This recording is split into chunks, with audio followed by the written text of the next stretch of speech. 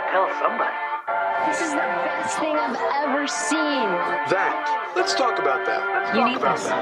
Listen to this. Memorable and exciting. Will it be less boring? I'm going to tell everyone. Wait here. Mighty remarkable, Big Daddy. Remarkable.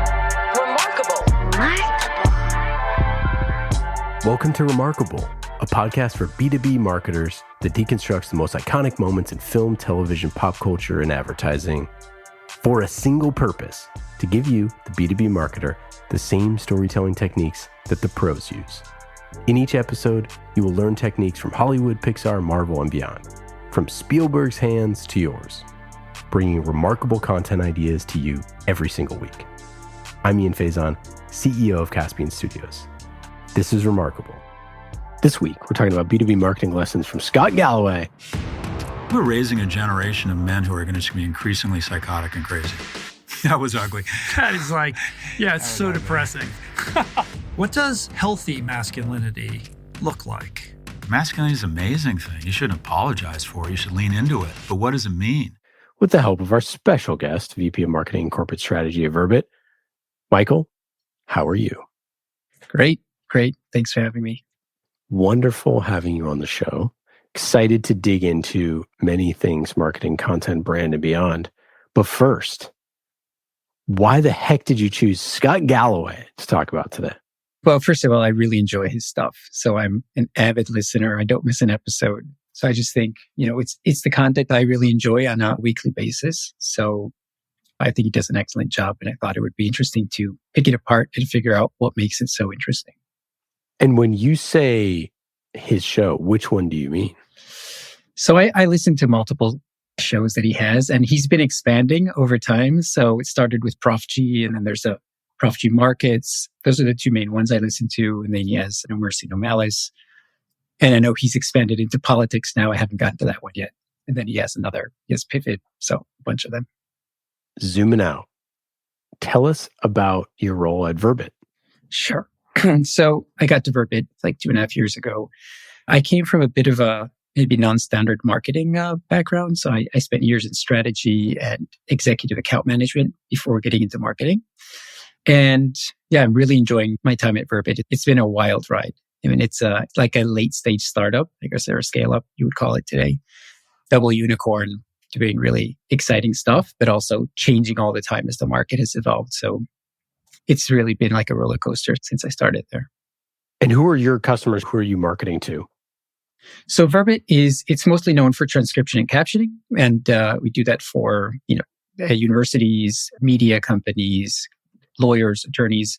So, think of Olympics, Grammys, we do all that kind of stuff, presidential debates, but also catering to students that are hard of hearing at universities and colleges, and transcribing depositions and court hearings. So we have a lot of personas. That's what makes it interesting and difficult to do marketing at Verbit. And with the evolution, a recent evolution is to create insights and putting them into people's workflows. So it's not only about capturing the spoken word, but understanding where the value is and then putting that into the workflow. So it's become more complicated, but very, very interesting. Important question for you. Do you have subtitles on when you watch TV?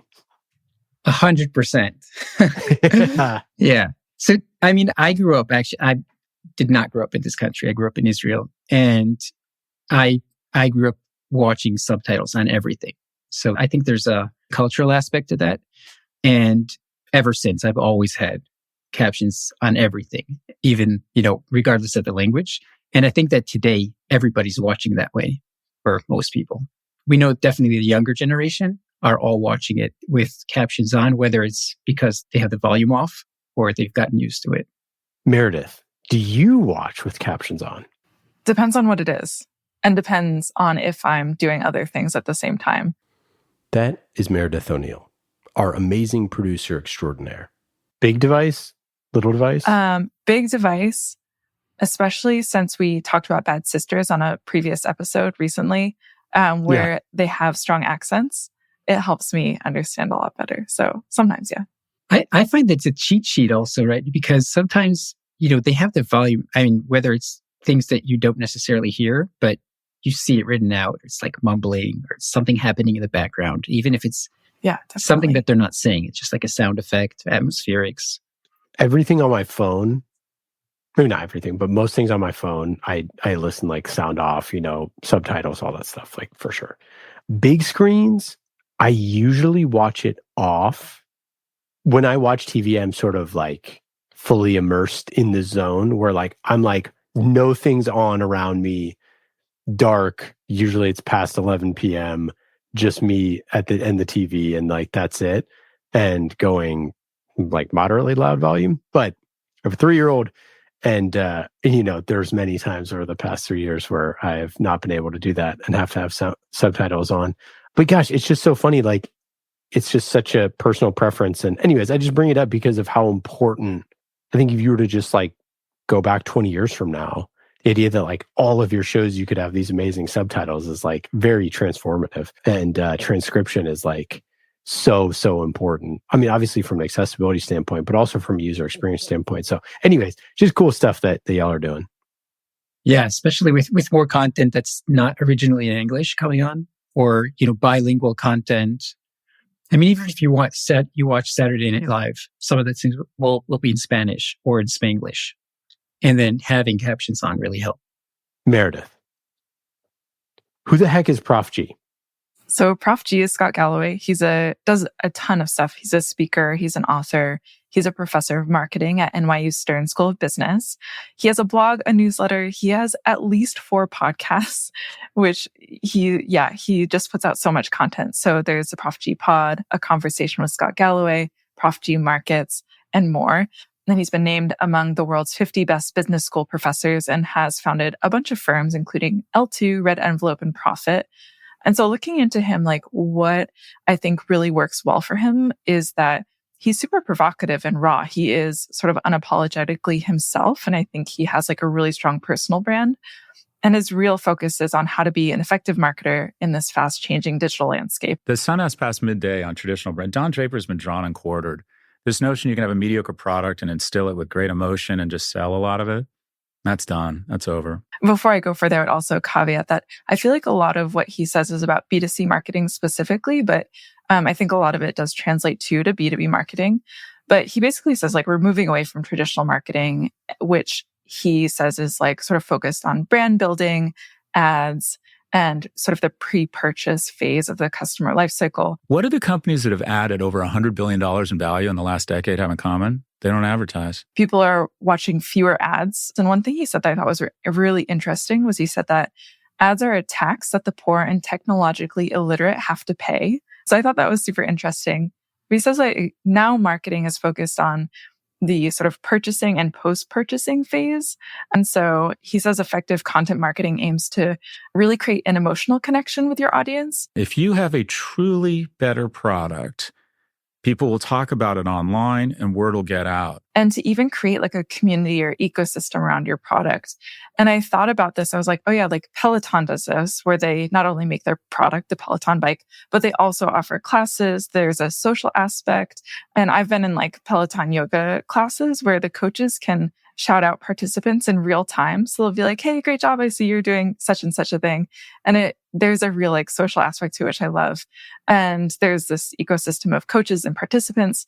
On that note, he says it's important to have an omni-channel approach, right? So you're across social channels, have blog, newsletter, and so on. It also reminds me of Houseplant that we covered fairly recently on Remarkable, which is Seth Rogen's brand, where we talked about how Seth Rogen is not just selling like cannabis products, but he's also selling like all of the accoutrement, like the chair that you would sit in, the records that you would play. And it's sort of addressing this whole like vertical within that industry. And then on the topic of virality, Scott said that it's really hard to predict or manufacture if you're looking to like specifically create viral content, which everyone is. But he said a couple of things that usually viral content has is it's insightful, it's timely, it taps into social commentary. And so he said, especially if it's like unproduced, raw, authentic, it's more likely to go viral. And I think that's so like opposite of what we see in B2B marketing, which is like, it's so often so polished and controlled. And he says marketers these days should be positioning themselves as coaches, advisors, and strategists working to help companies scale operationally. So that seems like a shift as well. So if I were to take lessons from all of this that I've sort of learned about Scott Galloway, it's like, he said, get away from brand marketing, ads, and focusing on pre-purchase. Instead, focus on purchase and post-purchase. Strive to create this emotional connection with your audience. Think about what do they care about? What's important to them? I would say create a community or ecosystem around your product, which I know we've talked about before in Remarkable. And then if you can, do some sort of unproduced, raw, or authentic content. And I think, we try to stick so closely to like what feels right for your branding, but I feel like doing some stuff that's a little more raw is also important. And sort of like speaking of raw and this authentic content, like, I mean, Michael, you're very familiar with Scott Galloway's content. Like, I feel like he's really known for being raw, opinionated, provocative.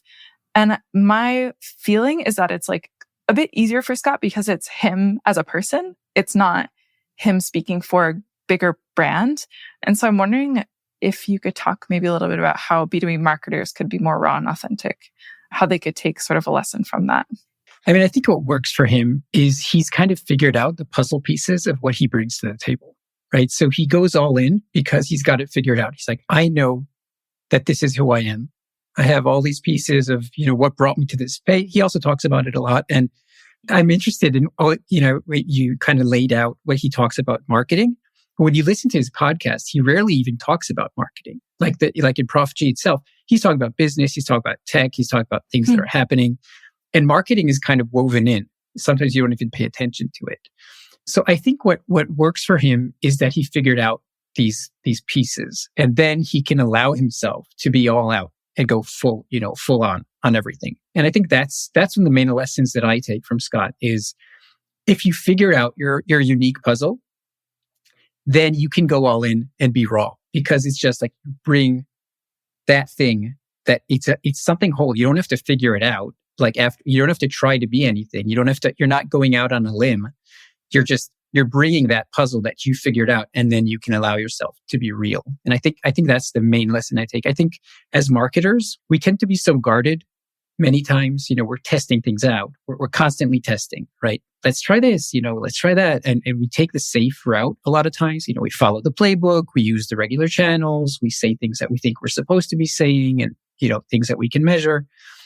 But if you can figure out what makes your brand, like what are the puzzle pieces of your brand, then I think it opens up many more options for you to be raw. It's the identity. And I think that's what Scott brings, right? It's his personality, but it's really his identity. It's all of the components of who he is. Do you remember the first time you started listening or paying attention to him? I do. So actually, I was listening to a different podcast, which focused on business and tech. And they referenced Scott a few times on their podcast. And I said to myself, well, if they keep talking about him, maybe I should just go to the source. So I tuned into one of the Prof G episodes and I really liked it. And it just got me hooked right away. Similar story. So the first time that I heard about him was actually, I've known of him for a while. He's also a fellow Webby winner, Meredith. So we have that in common. Amazing. That was a joke. But so I've known of him for years. I listened to, I don't know if like a very early episode of Pivot back in the day in like 2018, around there when it came out, because I wanted to sort of see what it was about, because I was already making podcasts and business podcasts at the time, and curious Vox was doing a lot of interesting stuff.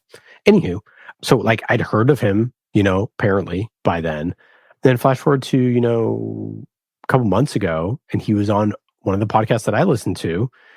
And he came in and had really interesting, nuanced, but very hard-charging takes about a bunch of stuff that I found very fascinating. Very passionate dude. And so I started to listen to more of his stuff. And then I sort of started diving into like who this guy is, right? And what's fascinating, so he's been in marketing like kind of forever, in and around marketing, I should say. Very much in B2C, like you said, very much in brand building, very much, doing stuff like that. He's founded a bunch of different companies that he's ran over the years. And I don't know when, somewhere along the way, I think I saw 2002, he became a professor at Stern. So he's been doing that for 22 years. But he is very much, in my opinion, a professor's professor. He is like the cool teacher. He's like the teacher that you had, and everybody's had this person, this gal or this guy, that you were like, man, that teacher was just rad, like was so cool. This person is so smart. They lived this whole life before they became a professor, started companies or doing this or doing that. And I'm talking sort of business professors. And then now they're teaching this stuff and they have all these experiences and they look information, they look at things from a different way and they push you and they do all this stuff. And that's the exact same energy that he brings to his content. So you figure this guy had been doing this type of teaching for 20 years before he starts his podcast in 2020, Prof G. And like, granted, he had the show, Pivot was 2018. But like, you figure this guy has been honing his craft for 2 decades and then comes out with Prof G and it's this like huge hit podcast. And now he's making all these different things and building sort of like his own little empire and XYZ. But like, yeah, he'd been doing it forever, just in the classroom. I just think that's like a huge takeaway for this stuff is like, overnight success that's 20 years in the making, right? And all of a sudden he explodes on the scene with all this stuff. And it's like, it takes someone who is older and more seasoned and wiser to be able to have the conviction that he does. And you believe it and you listen to it because he has seen a lot of stuff. Like if he was 25, I don't think you could have a show like this, in the same sort of way. But because he's, been a professor for 2 decades and now he's your professor, right? That's why it's called Prof G Pod. You get all of that. I love that, overnight success that's been 20 years in the making. He's also tried other things before, right? He's tried TV shows and failed miserably. And I think he kind of found the right channel, which is also, I think, an interesting lesson. He built up all these credentials, as he said, but he found the right channel. That podcasting is perfect for him because it works. His voice is good. The way he talks is very engaging, but maybe it's not as engaging when you watch him on a screen. When you hear him, it just works. So I've never read any of his books. So full disclosure, I haven't read the books, but there's people who are brilliant writers that you meet that could not carry a podcast or carry a video show or, vice versa, to your point. But he's so engaging and he's so passionate, but without being condescending, I suppose. And he's sort of out there fighting and you're like, I don't really know what you're fighting for or who you're fighting for, but like, it feels kind of like me, I think, but like, I don't know if it is. And I think that to his audience, I think is really powerful. I think you're right about the fighting, like that sensation you just described. I hadn't thought about that before, but I think he kind of fights for truth and justice kind of in a way and saying things that maybe not everybody says or not everybody agrees with, but a lot of people find to be true. He's like, cut the bullshit. Right. This is really what's happening. The ball is right here. Let's focus on the ball. I think he has a lot of that and it really draws you in. By the way, I think I did read one of his books and I thought I was the wrong audience for it. Like had I been 20 years younger, maybe it would have been a great book for me. Mm-hmm. But in the podcast, he manages to reach different types of audiences, right? Because a lot of what he stands for is for young men. I think the data is overwhelming that we are raising a generation of lonely, broke, and isolated men, and the most deepest resource companies in the world are all trying to convince these young men that they can have a reasonable facsimile of life on a screen with an algorithm. So a lot I guess he's preaching, and maybe that's his professor side, is trying to coach young men in the business world and generally, around getting, success in life, basically, is a lot of what he's trying to preach. But as a person who's further on in his career, that part is less relevant to me. But I still learn a lot from him and like all of his passion, everything he talks about because of the way he analyzes things. He analyzes things in a very interesting way, analyzing businesses and why they succeed and what's going on in the business world and what's going on in politics. And it's just, I find it very engaging, even though I might not be like the classic, I'm not the ICP, maybe. Right. But I still love it. I know it's like been 4 years since COVID and 2020 and all that stuff. And it feels like 20 years, but also like a blink of an eye. It's just always so remarkable to me that people who build a series, I know this is like my whole shtick because of me talking about serialized content, but it's so amazing how well you can platform yourself by building a series. Like, it's just like, he is not who he is without Pivot. There's no way, right? There's no way.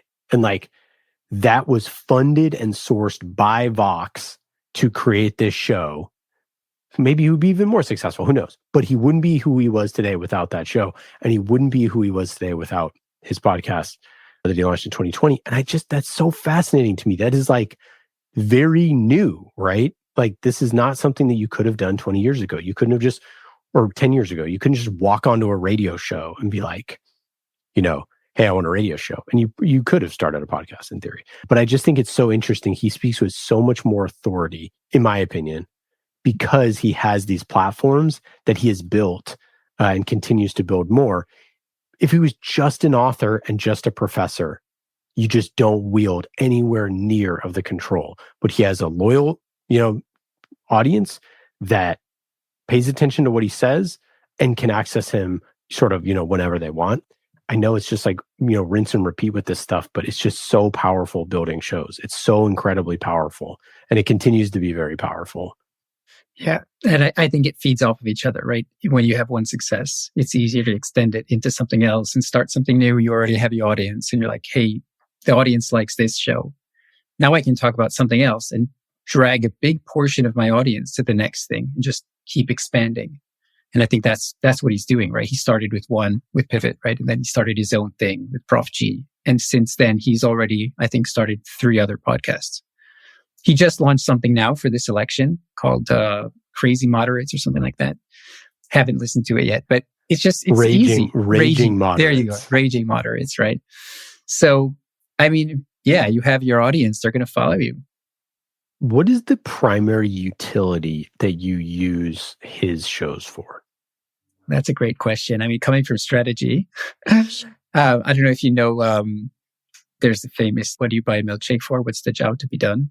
Yeah. Clayton Christensen. Yeah. So, yeah. I mean, I'm thinking I use him to enjoy when I'm driving my kids to different activities and driving back. So, like, that's what I use it for, right? I feel like I'm learning something and I'm not just driving. So I'm creating like productivity.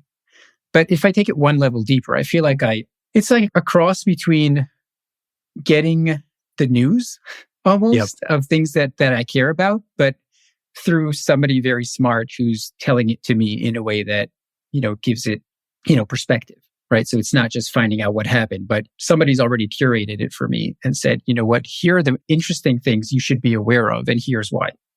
I think about this with so many shows that this is just how people get their news, right? It's like whether people listen to Prof G or whether they listen to, whatever, or Pardon My Take or whatever you want to listen to, like Call Her Daddy, whatever. Like, part of this is the news. It is the zeitgeist. That is the morning paper. The front page of the paper is these shows. And that's why they're just so powerful, right? So, you've seen that the thing where it's like the Craigslist and each thing in the whole Craigslist is circled and then it shows the app that was created for like just that thing on Craigslist, right? It's like the front page of the newspaper. We thought that it would just be, digital newspapers, and like, no, it's totally different. It's like people getting shows or, their feed or, whatever it is to feel part of, the zeitgeist or whatever. It's just crazy. Yeah, it's interesting. I mean, you don't think of it as news, but it really is. But it's filtered news. And I think people tune into different shows because they choose that specific, angle on the news. What do I care about? Maybe somebody else cares about their news is, I don't know, what's happening with celebrities. So they'll tune into a podcast that talks about that stuff. And for them, that's the news. But I tune into this type of news because that's how I choose to experience reality. And also, like, you just like listening to him, right? You just feel in good hands. And I think that's like, everybody is biased, but sort of when you choose him, sort of what you're getting, where he stands because he's very sort of upfront about that. And I think that, that's a good marketing lesson if you're creating digital content, is like teaching the audience where you stand on stuff, like, If you're very pro innovation, if you're very, pro X or Y or Z or whatever it is, then making that stuff known is, I think, pretty important.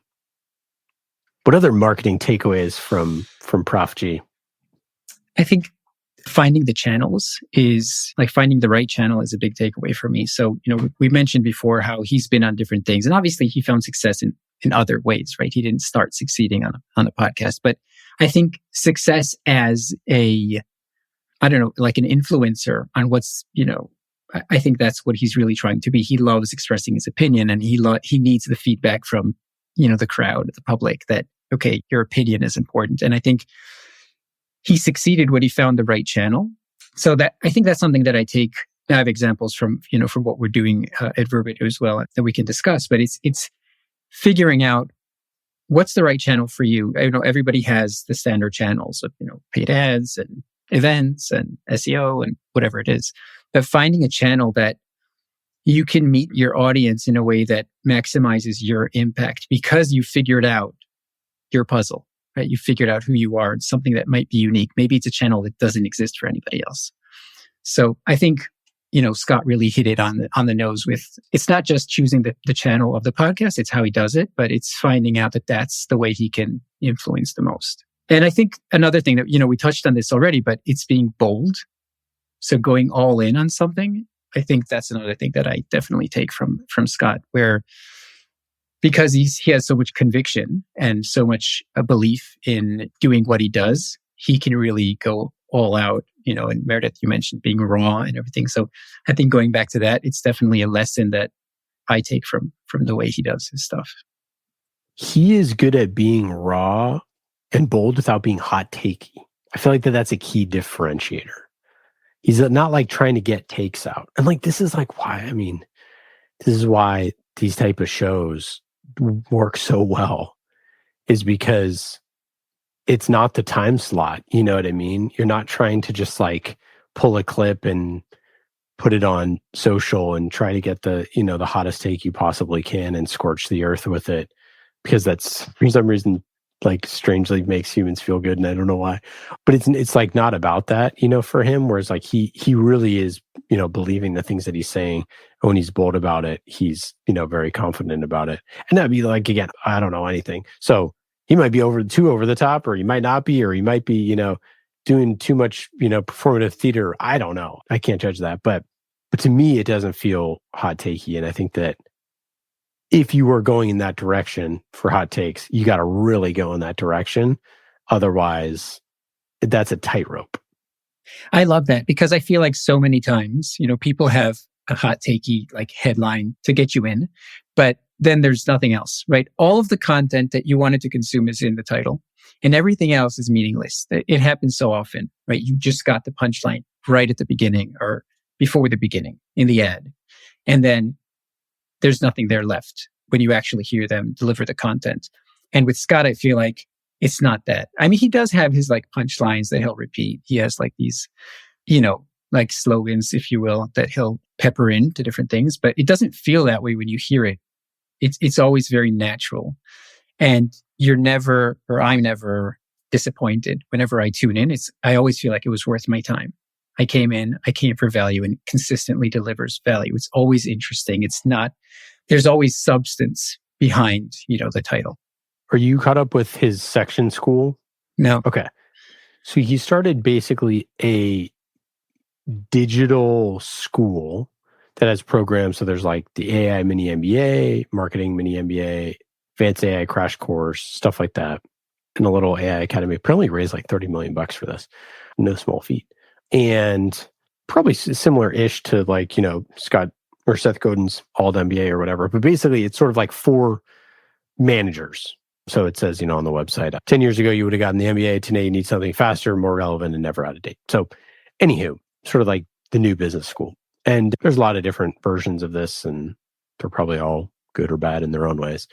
But I do think it's interesting that he layered on essentially like a university or an academy or whatever, which is what a lot of us do in our companies. And we think about, okay, well, we want to build a community. We want to build a university. We want, there's product stuff that we want to talk about, but there's also just like, keeping up with the Joneses and having more like official curriculum in addition to his other content. And I think that there's something really valuable in that. Like, I personally think that it's a weak spot in a lot of companies' content sort of portfolio, that they don't have like definitive works. Like, this is why I wanted to write the serialized content framework when I wrote it last year.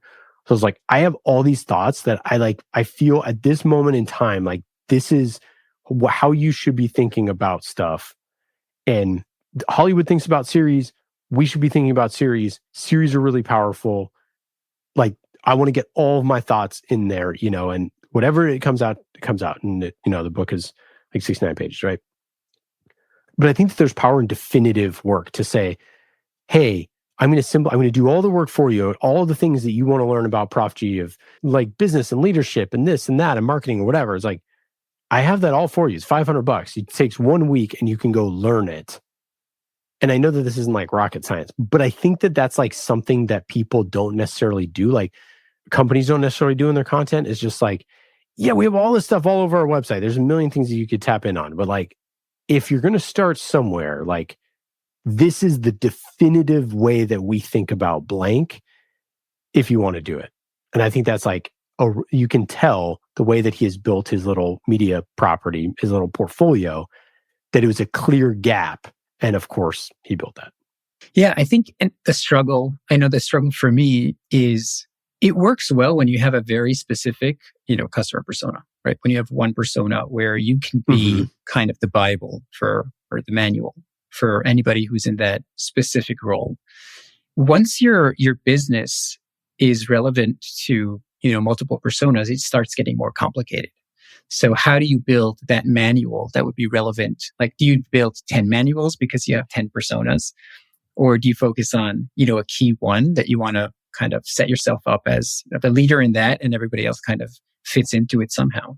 So I find that in my role is very, very difficult around all content creation. But how do you become that one go-to for your customers? Like, how do they see you as that place that they would go and see you as the leader? I want to go to their school because they know everything in my field. Right.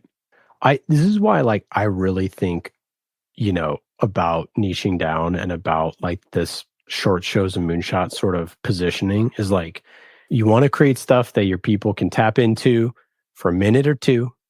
You want to create stuff that they can subscribe to and get like an hour a week.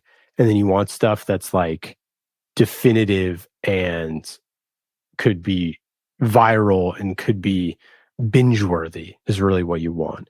And like, that's how I think about these things. And like, to me, the coursework, if you can create a single binge-worthy asset if you have 15 different personas that you're selling to, if you could create a single bingeable asset for those 15 personas, that's far more valuable than creating 150 pieces of content for those 15 things. It's like, how do you distill it down to like that one thing?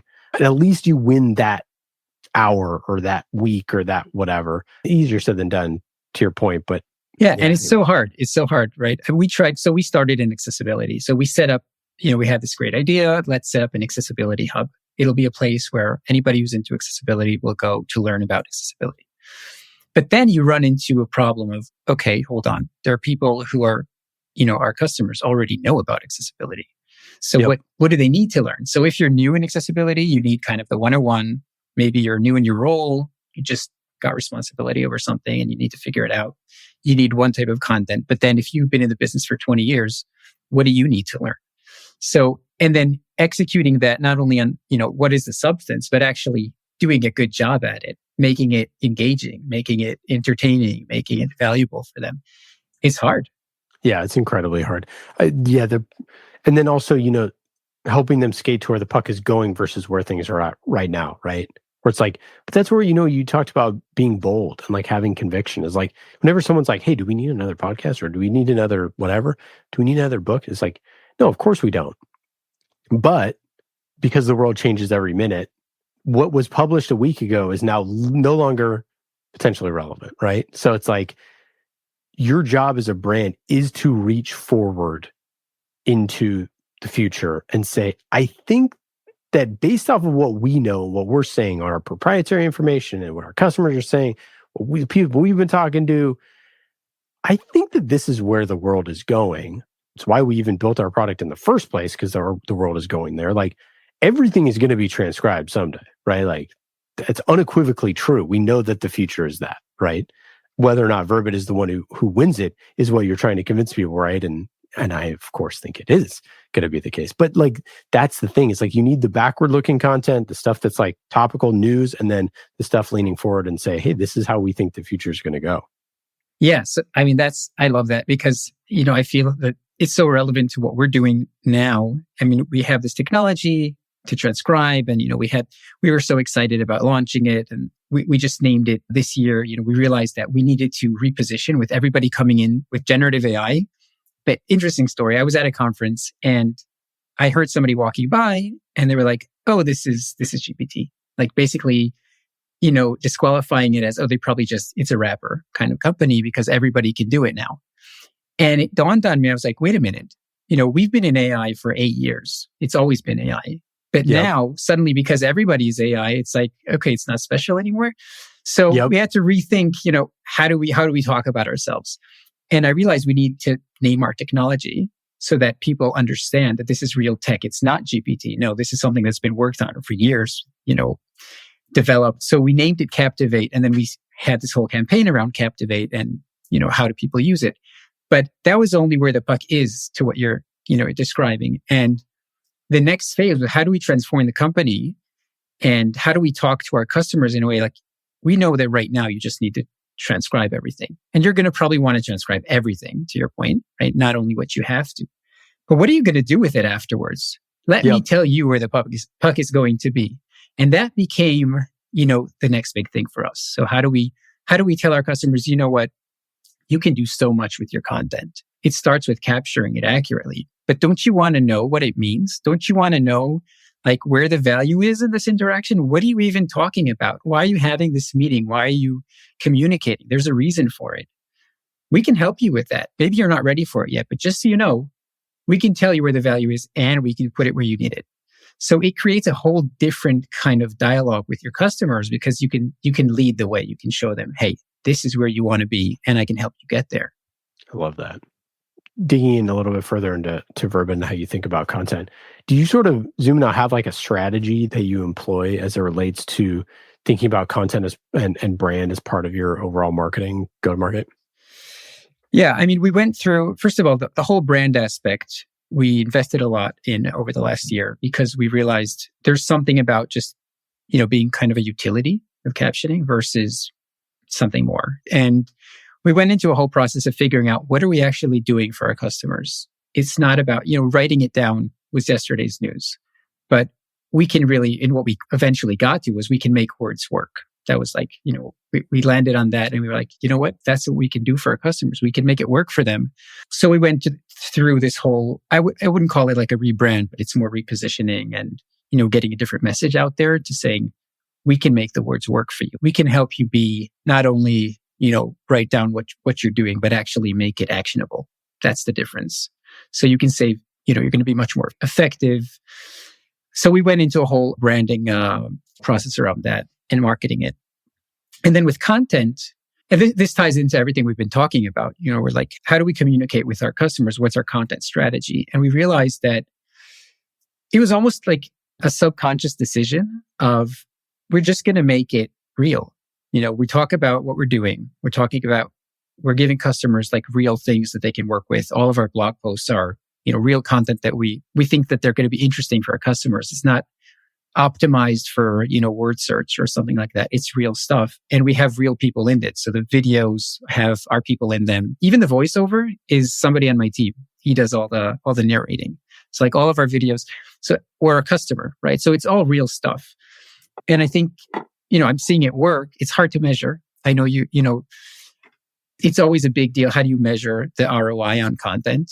And the way I see it, it's all in what comes in through, what we call direct, somebody filling out a form on the website or SEO. It's a result of content because there's nothing else that they're seeing out there. How do they know about us? It has to be that they came across our content somewhere. So either they're reading our blog post or they're searching for something that's related to what we do and they're going to find it. And we also ramped up a lot on the video side because that's how people consume content today. And I feel it's much more relatable. So putting everything into videos it's much more engaging in that way.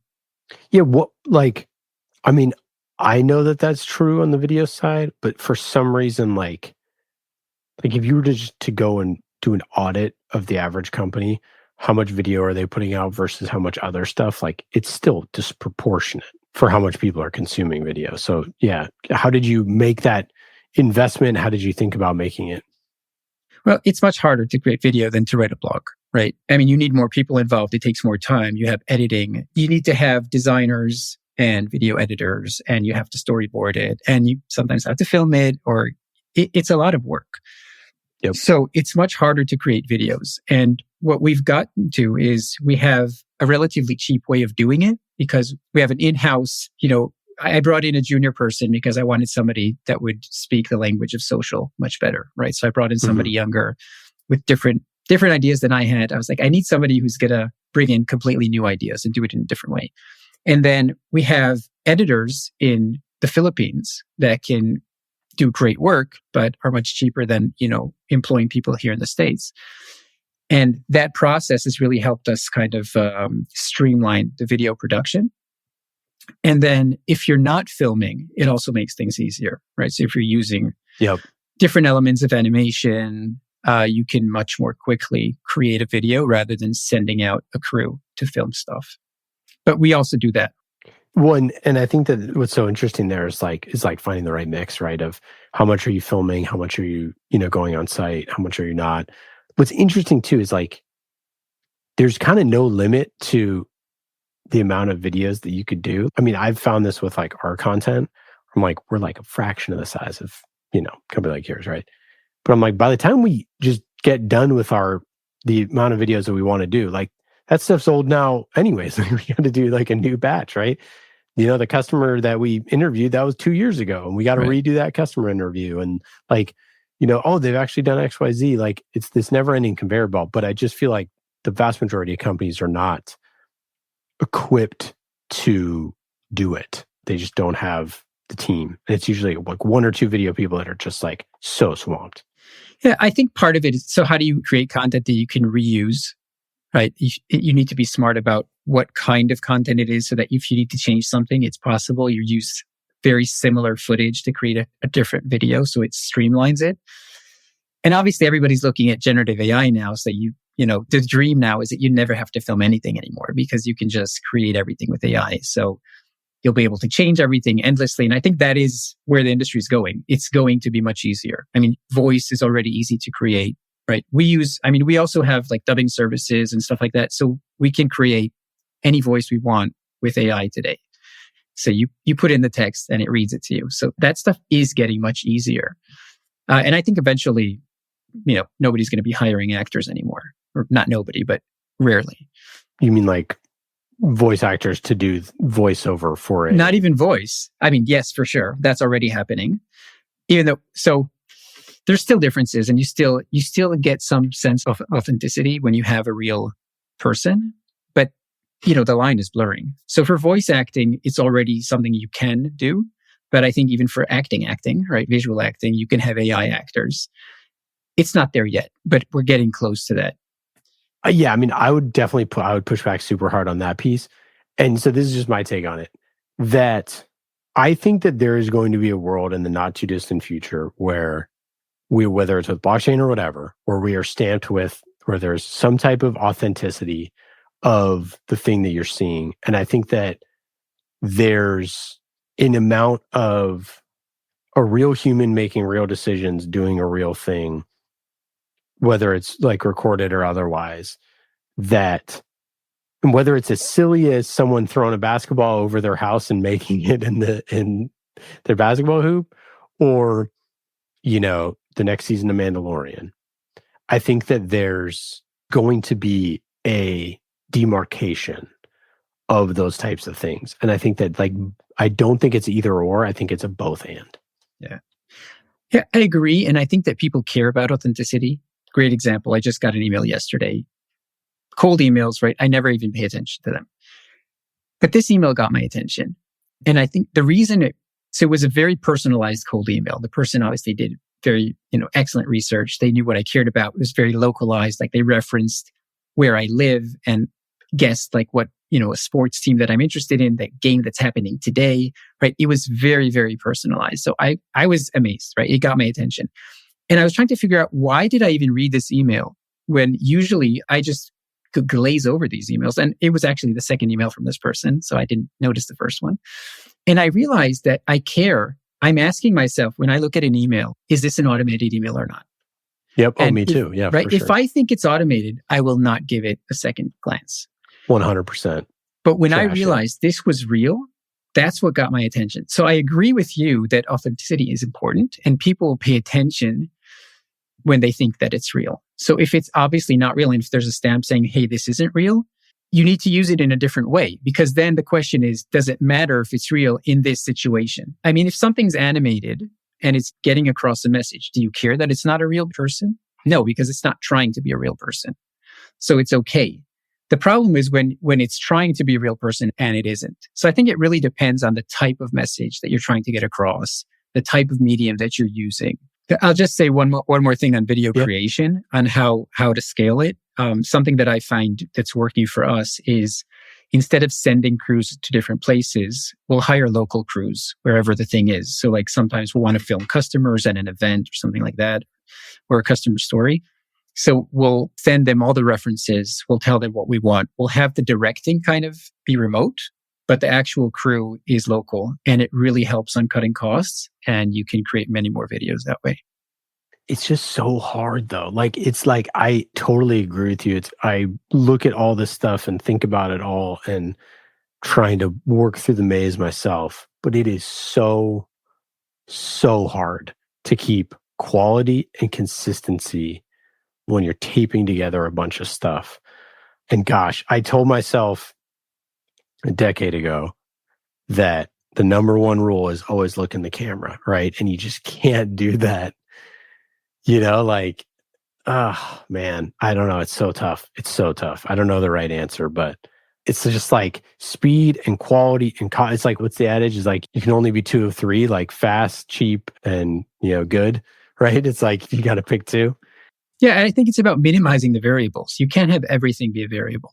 So if you're going to have your own crew, then you might be able to use different editors. So it's like you can send a different film crew if you have your own director that's the same all the time, and you have the same editors doing all the videos, then you'll get a similar feel to it. It's not perfect, but it's not bad, right? So I feel like you can allow yourself slack on one front. I think what we're getting at is how important triage of your assets are. Of like, if you're looking at things like, past, current, past stories, current events, and future looking stuff. And if you're looking at, short shows and moonshots, and you're looking at like evergreen versus not, that's where it's like you can make those quality controls. Like for me with the book, it took me like 2 years to write this book, because I was just like, just maniacally editing and re-editing it, because I wanted to be definitive in that moment in time and how I felt about my thoughts. Whereas like when I write my newsletter, like it takes me an hour, you know what I mean? So like, I think that's like part of the thing is like back in the day, you just didn't have any options, right? If you want to shoot a nice commercial, it's going to cost you $200,000, $300,000. You know what I mean? Like crazy amounts of money. Whereas now it's like you just have so many different options for those type of things. And you can look at things in a totally different way and say, what is worth the time and the rigor? How long are people going to engage with this? What's the shelf life of this thing? When does it start to decay? Like all those things, and triage that way. Right. Yeah. Yeah, totally. And you're constantly making decisions of, it's not perfect, but is it good enough for what it is? Yeah. And how do you limit the number of things that are just good enough to like, how can I get our stuff from a 6 to a 7? Or like, what is the threshold? Yeah. I think everybody's dealing with those questions. How do I make sure I'm happy with the result? I'm proud of it, even though it's not perfect. Am I good enough with a 7? Does it have to be an 8 and then have fewer things? And it reflects on your brand, right? If everything you get out there is a 6, maybe that's okay because that's the type of brand you are. You're right. Kind of, but if you're trying to aim higher, then you have to look the part. For sure. And especially like, if you're like an enterprise, super enterprise, $1 million product, it's very different from SMB, et cetera. Final question here. What's your best advice for a first-time VP of marketing who's trying to figure out their brand content strategy? I would say make it easy for your audience. Like, don't get caught up in your own internal echo chamber, and just make sure that your messages are simple to understand, are relatable, and easy to access. Fantastic. What's coming up next for Verbit? Well, we have a really exciting launch coming up in January. We're launching a tool for attorneys, which is going to be like our most advanced offering. So I'm really, really excited about it because it's going to let attorneys in real time get, obviously capture everything that's being spoken, but they always have to say, who's saying what? Was it a question? Was it an answer? It's like all that stuff will happen automatically, identifying the people speaking, but then it'll offer them suggestions. So it'll tell them, hey, here's the next question for you. Here's a contradiction within the transcript or versus something else that happened in the case. So it'll really transform the work of attorneys. And I'm super excited about it. It's like, I think about it as, we're giving them superpowers to these. It's like augmented reality. We're giving them a visor where on that visor, they can see what's happening, but we're also pointing out all the things that they need to know about. So I'm really excited, and all the marketing options that we have around that of, creating this new world for them is really, really exciting. Well, we will be following along, and our listeners can too at Verbit.ai. Michael, thanks so much for coming on the show. Any final thoughts? Anything to plug? No, thank you so much for having me. It's been a pleasure. You guys are great. Fun to talk to you. All right. Take care. All right. Thanks a lot. Well, that's it for today. I hope you got some good ideas for your B2B content.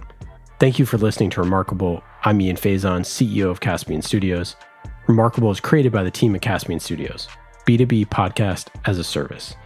Caspian also creates fiction series for B2B companies, so if you want a business thriller, you can learn more at caspianstudios.com. Hollywood-style storytelling for B2B. And in today's episode, you heard from myself, Ian Faison, and Meredith O'Neill, senior producer here at Caspian Studios. Remarkable was produced this week by Meredith O'Neill, mixed by Scott Goodrich, and our theme song is Solomon by Falak. Be remarkable and rise above the noise.